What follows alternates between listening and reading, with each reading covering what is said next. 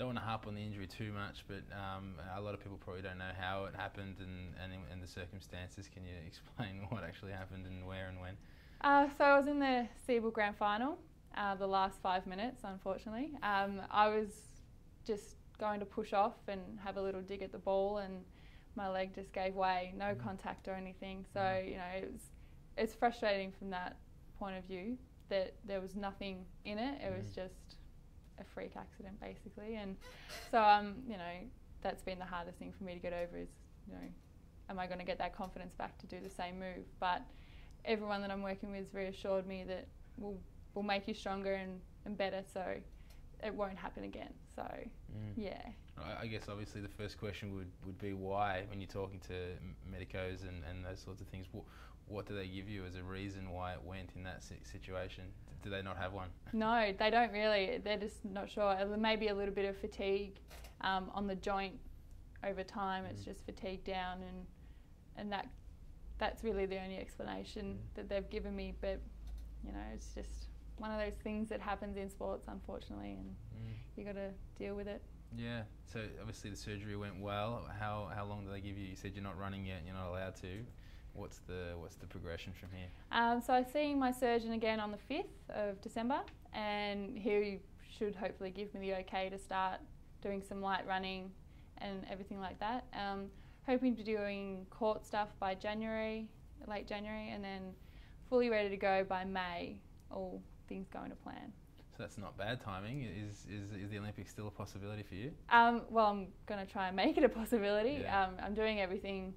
We're speaking to the surgeon, and he said that it is a shorter period of time, but he's pretty confident that we can get it done if I dedicate all my time to rehab, which I've done. So, yeah, you know, it could be there. I'm hoping it's there, but we'll just wait and see. Yeah, obviously not an ideal time for you because you were playing so well, particularly in the Opals program with the Oceania series and the China tour, which I got to see firsthand.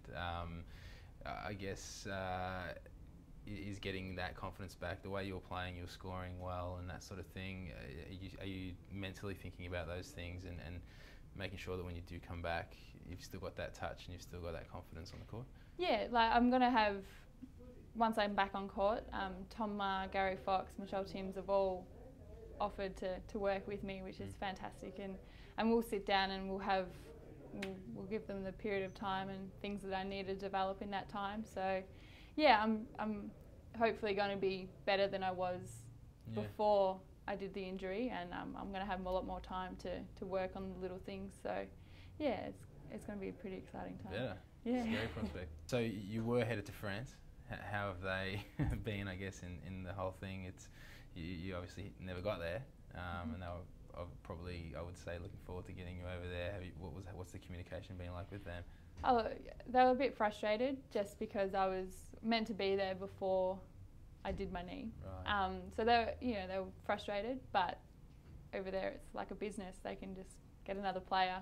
So, you know, I'm disappointed I didn't make it over there. It would have been fantastic being in the south of France, and, you know, coming into winter would have been gorgeous. But, you know, it's a business basically, and they just find someone else and they go on. So.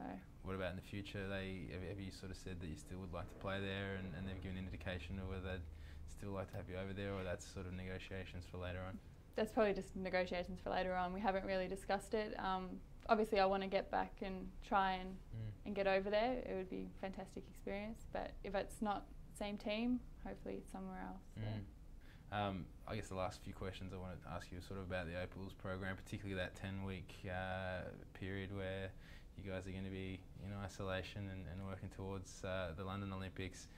What do you think the girls are going to get out of that program? I mean, obviously there's you know, teamwork and getting that kind of everyone getting in sync together. But what do you think? What else do you think the girls will get out of that 10-week period where you're spending together and playing together and training together and that sort of stuff? It'll just be that. It'll be getting to know each other. Traditionally we haven't had our studs prior to an Olympic campaign or a World Champs campaign. They've just come in, you know, right on when we're starting. So it would be great just to have Loz there and Liz there as well, and Christy will be involved, it'd be just be great to have them involved in that campaign, and we'll get to know how they train and, you know, what they're like and everything like that. So, you know, that's going to be the biggest thing, is having a studs that, you know, leading into an Olympics basically. Yeah. I've seen how well you guys get along on a tour that's, you know, a week or 2 weeks long. How's it going to be spending 10 weeks with just you guys?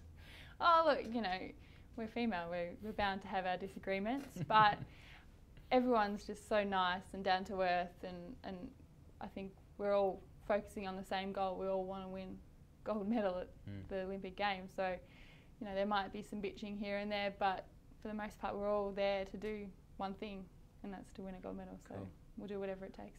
Awesome. All right. Well, look, good luck with the rehab and everything, and hopefully you can make it back on time and bring that scoring punch to the Opals that we know you can do. Cool. Thank you.